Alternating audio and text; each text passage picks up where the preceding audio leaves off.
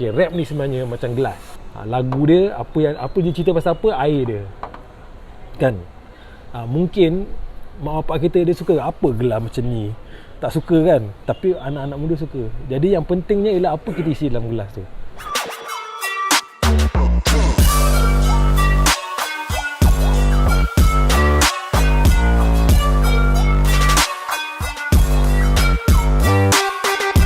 Ultimate mungkin sedikit latar belakang Ultimate dari segi membesar di mana, sekolah di mana, melanjutkan pelajaran di mana. Assalamualaikum, nama saya Ahmad bin Abdul Rahman, atau nama pena saya Ultimate. Saya dilahirkan di Selangor, membesar di Selangor dan terus tinggal di Selangor, berkeluarga semua di Selangor. Selangor. Okay, ya. Apa lagi nak cerita? Okey, bagaimana tertubuhnya Teh Tarik Crew ni? Okey, kami semua kawan. Kami mengenali satu sama lain dalam satu program ni yang dinamakan MIRC. Untuk kawan-kawan kita yang lebih muda sikit, MIRC ni macam WhatsApp tapi di atas desktop. Jadi kita kenal kat situ dan kita banyak persamaan dari segi cita rasa muzik. Jadi kita orang cuba buat lagu sama-sama lah. Dan Alhamdulillah kita dapat menghasilkan lebih kurang 3 album lah bersama sebelum kita mencari haluan sendiri lah. Bukan berpecah kita just cari haluan sendiri. Oh, maknanya dengan ahli-ahli Teh Tarik Crew ni masih masih ada perancangan untuk kolaborasi lagi dengan diorang? Tak ada. Untuk buat comeback ke? Tak ada. Tapi kami kawan lah. Hari raya saya pergi rumah dia pergi rumah saya, you know. Memang tak akan ni lah. Dia orang ni lebih kurang macam adik-beradik saya. Apa aktiviti waktu PKP tempoh hari lah dalam 3 bulan lebih tu? Apa saya buat lah? Saya habiskan masa dengan family saya. Saya cuba lebihkan ibadah sikit. Saya dulu muda-muda saya tak banyak semayang sangat, atau bila semayang pun tak khusyuk. Jadi saya cuba ganti balik. Saya habiskan masa bersenam. Saya habiskan masa baca buku, membaca balik buku-buku yang saya dah baca. Ada 2-3 buku baru juga, tapi banyak mungkin ulang kaji buku-buku yang saya dah baca. Setelah 2 tahun mengumumkan pengunduran diri daripada Persembahan Pentas, sebenarnya apa yang dilakukan? Kabarnya ada juga mempunyai perniagaan sendiri, ada terlibat perniagaan. Saya menulis lagu. Saya belajar dengan Afad, saya belajar dekat UUM. Kita ambil pembelajaran jarak jauh separuh masa dah 2 tahun dah, lagi 2 tahun lagi.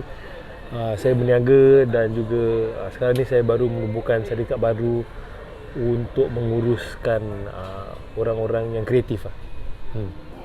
Okey, syarikat tu untuk syarikat pengurusan lah. Ada artis? Ada, Alhamdulillah ada. Ada berapa antaranya lah? Buat masa ni 5 orang. Antaranya saya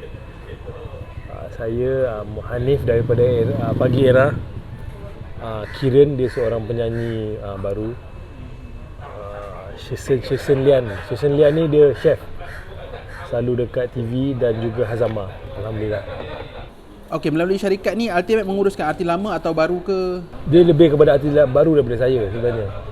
Tapi kan disebabkan kadang-kadang ada permintaan masuk untuk berlakon ke, pengacara ke, jadi ada lah. Saya juga ada, tapi fokus dia untuk orang lain, bukan untuk saya. Okey, anda menjadi ikon bagi anak muda. Jadi bila bersara daripada kelibat dan pesada seni suara ni, daripada Persembahan Pentas ni, bagaimana anda berdamping untuk mencontohi anak-anak muda di mana dah tak buat persembahan? Jadi macam mana bertemu atau bersua muka dengan anak-anak muda ni lah? Saya mendekati melalui lagu yang saya tulis. Saya kalau ada yang nak minta nasihat ke, diorang boleh DM saya. Saya banyak semuka dengan anak muda dalam industri kreatif. Dan diorang kalau tanya nasihat, memang kita bagi nasihat. Nasihat ni satu benda yang percuma kan, dan diorang tak semestinya dia minta nasihat tu, kalau tak ikut pun tak apa kan. Sebab itulah sifat nasihat kan. Jadi itulah salah beberapa caranya. Ultimate sekarang ni dilihat lebih ke arah Islamik. Ni banyak terlibat dengan NGO, kerja-kerja Islam macam di Syria, Ultimate juga bawa anak sendiri pergi ke Syria untuk melihat sendiri apa yang berlaku dengan pelarian Syria ni. Jadi ini macam terlihat kontradik dengan muzik yang Ultimate buat lah, dengan Ultimate sebagai artis hip hop ni kan. Jadi mungkin boleh dikongsi sedikit dari mana timbulnya kesedaran untuk bekerja terlibat dengan program-program NGO Islam ni lah. Okey, saya rasa benda tu tak kontradik langsung. Sebab memang idola-idola saya kebanyakannya rappers daripada Amerika Syarikat. Diorang memang banyak menolong komuniti diorang.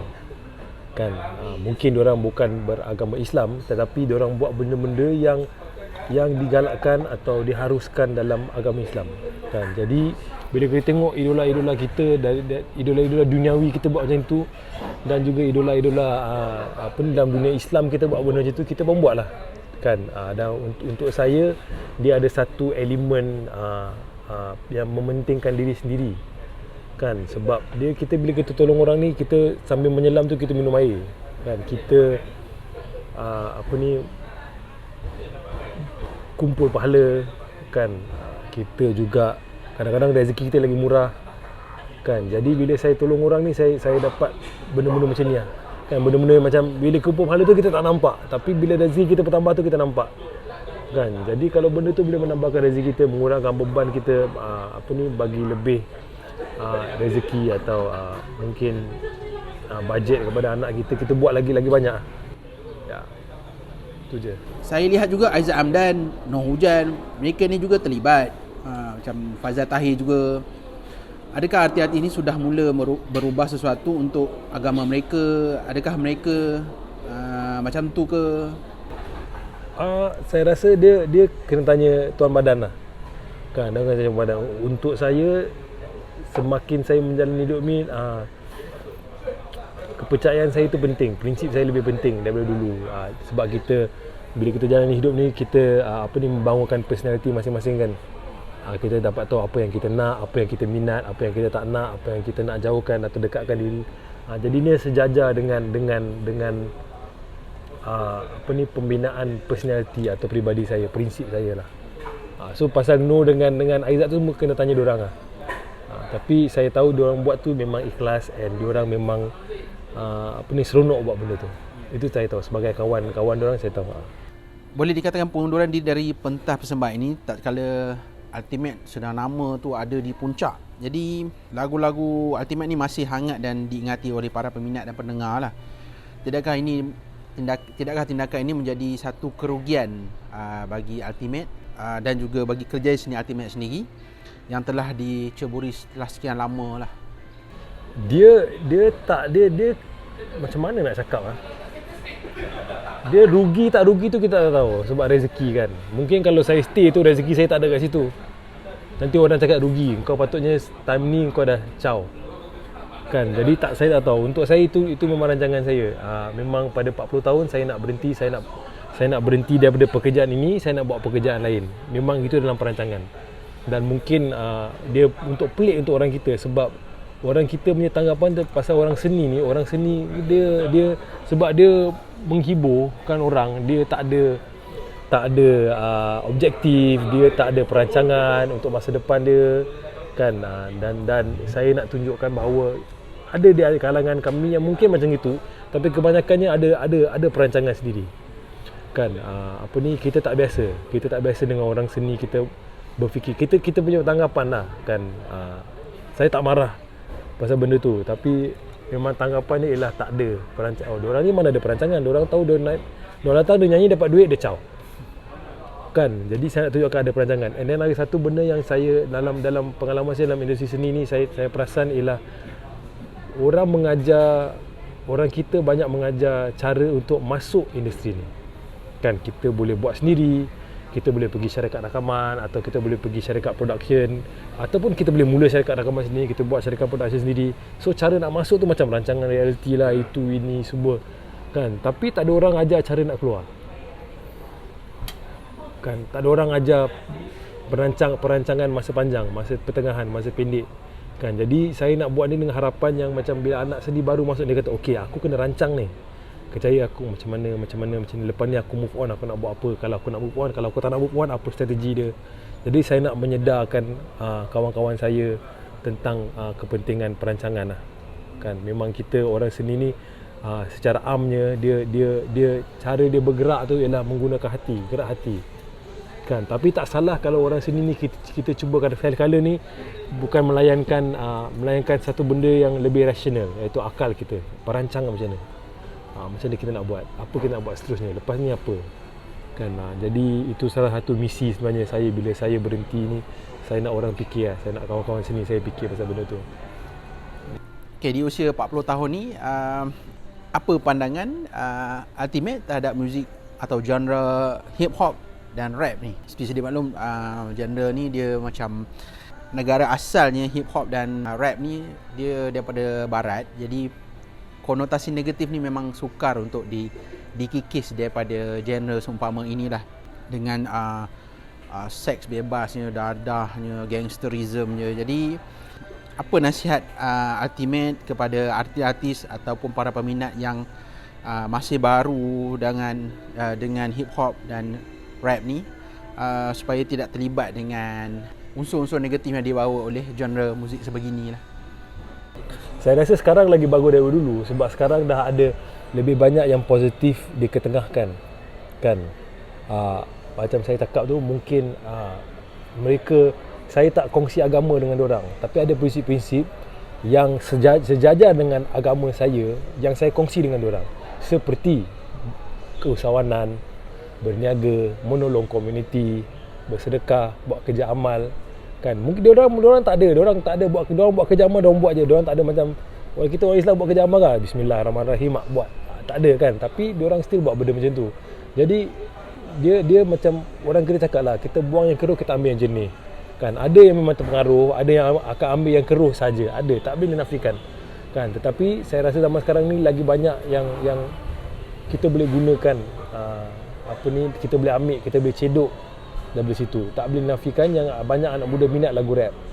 Kan, jadi lagu rap ni, lagu atau muzik ni salah satu alat komunikasi. Kan, jadi alat ni, segala jenis alat kita boleh gunakan bergantung kepada siapa yang megang, siapa yang menggunakan alat tu untuk positif atau satu benda yang negatif. Kan, jadi satu alat komunikasi, apa yang kita nak sampaikan. Kan, saya selalu bila orang tanya soalan macam ni, saya cakap macam okey, rap ni sebenarnya macam gelas. Lagu dia apa dia cerita pasal apa, air dia. Kan, mungkin mak bapak kita dia suka apa gelas macam ni, tak suka kan, tapi anak-anak muda suka. Jadi yang pentingnya ialah apa kita isi dalam gelas tu. Kan, jadi kalau orang tak faham, dia tengok gelas saja, dia tak tahu dalam ni air sedap ke, dia tak tahu. Aku tak suka gelas ni. Ada orang tu kadang-kadang kita boleh buat gelas yang cantik, yang dia minat, tapi dalamnya sesuatu benda yang memudaratkan. Kan, jadi janganlah tengok gelas, tengok airnya. Okey, saya secara peribadi memang menghormati teknik penulisan Ultimate, Joe Flizzo, Malik, terutama dari segi penulisan lirik dan penguasaan bahasa Melayu yang sangat baik dan padu lah, terutama lirik-lirik yang dihasilkan oleh Ultimate sendiri, seperti lagu Mambang, Kalau Aku Kaya, Amboi-Amboi ni semua ni. Jadi lirik-lirik ni memang deep lah. Jadi dari mana Ultimate dapat sumber idea untuk menulis lagu dan lirik seumpama lagu-lagu yang popular Ultimate ni lah? Allah yang bagi lah. Itu rezeki Allah yang bagi. Kan, kita pasang niat. Kadang-kadang niat kita nak tulis lagu yang merepek pun, Allah ni sebab dia maha pemurah, dia bagi kita kuasa, dia bagi kita kudrat untuk tulis lagu merepek. Kan, tapi bila kita nak tulis lagu yang lebih baik, kita pun tulis lagu yang lebih baik. Sebab dalam hip hop ni, apa yang pentingnya kita tulis lagu sendiri dan juga ketulusan dalam menulis lagu. Kan, katakan saya seorang nelayan, saya nak buat lagu rap, saya tak boleh cerita pasal cerita menuri getah. Boleh tu boleh, tapi pernah ada macam, kau nelayan, apa pasal kau cerita pasal menuri getah? Lagi baik kau cerita pasal nelayan. Sebab ketulusan tu penting. Apa yang nampak, apa di sekeliling tu, itu yang akan dijadikan inspirasi untuk lagu. Kan, jadi macam tu lah. Maknanya Ultimate bila tulis lirik ni ada turun tengok. Ya, kita pemerhati. Dan rap ni sebenarnya lagu rakyat kota raya, lagu rakyat urban. Kan, Jadi kita perhatikan apa yang jadi, dan kita komen lah. Dan satu cara yang menghiburkan, dalam satu cara yang dalam konteks muzik. Macam pelawak kalau kita tengok pelawak kita banyak buat lawak berdasarkan apa yang dia nampak. Dia kalau dia tak turun ke rakyat kan, dia tak akan dapat bahan dia untuk sama dengan pendakwah kita. Dia tengok okey, nampaknya gejala dia sekarang ni ribak. Kita cerita pasal ribak. Sebagai hati-hati terdahulu ni, mereka amat risau dengan lagu-lagu nyanyian mereka ni dikumandangkan setelah mereka meninggal. Seperti contoh Tan Sri SM Salim dulu pernah sebut supaya sebelum beliau meninggal dunia, lagu-lagunya tidak dimainkan di corong-corong radio atau televisyen. Jadi lagu-lagu Ultimates ni, banyaknya lagu ni tidak mesti dimainkan di kelab-kelab malam, di pusat-pusat karaoke dan seumpamanya. Malah menjadi siulan ataupun nyanyian para remaja masa kini dengan lagu-lagu seumpama ini. Jadi apa pandangan Ultimate tentang perkara ini bila lagu-lagu ni kadang-kadang dibawa kepada maksud yang negatif, sedangkan bila dihayati lirik-lirik Ultimate ni, banyaknya lirik-lirik ni berunsurkan lirik-lirik yang positif lah. Itu sekali lagi, itu alat kan. Kalau kita gunakan sebagai alat pembelajaran, dia akan belajar. Kalau kita gunakan untuk hiburan negatif semata-mata, akan jadi hiburan negatif semata-mata kan. Tak boleh nafikan dia boleh disalahgunakan. Kadang-kadang ayat Al-Quran pun disalahgunakan kan. Dan kita bercerita pasal Al-Quran ni dari segi penulisan, dia karya yang teragung. Jadi kalau karya yang teragung daripada satu sumber yang memang sah sempurna, ini kan pula karya daripada kami yang tak sempurna ni kan.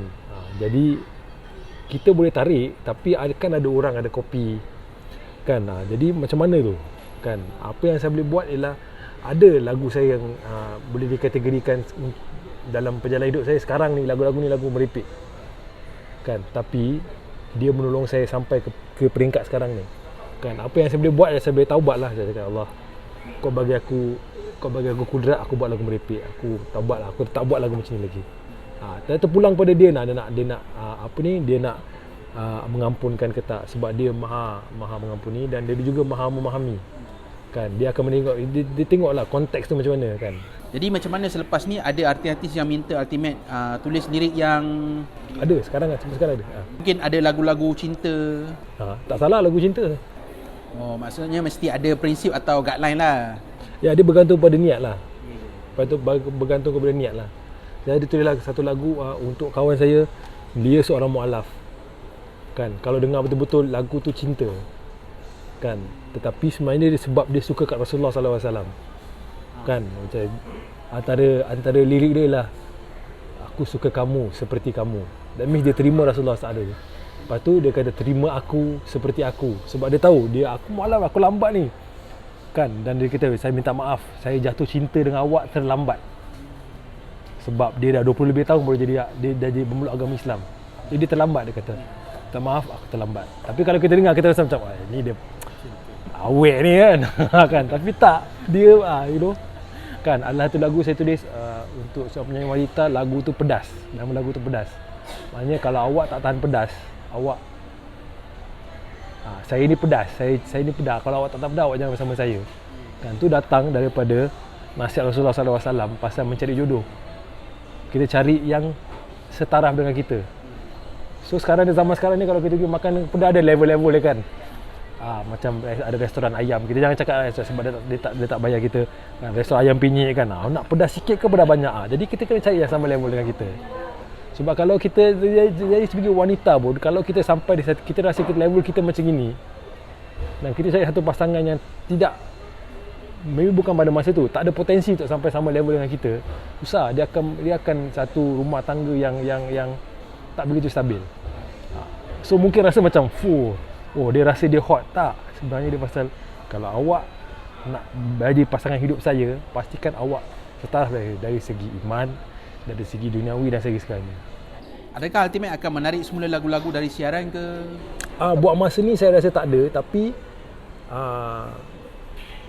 Allah ni lah raja segala, raja dalam hal membolak-balikkan hati kita kan. Jadi kalau dia bolak-balikkan hati saya, mungkin saya bertukar. Tapi buat masa ni saya rasa tak perlu.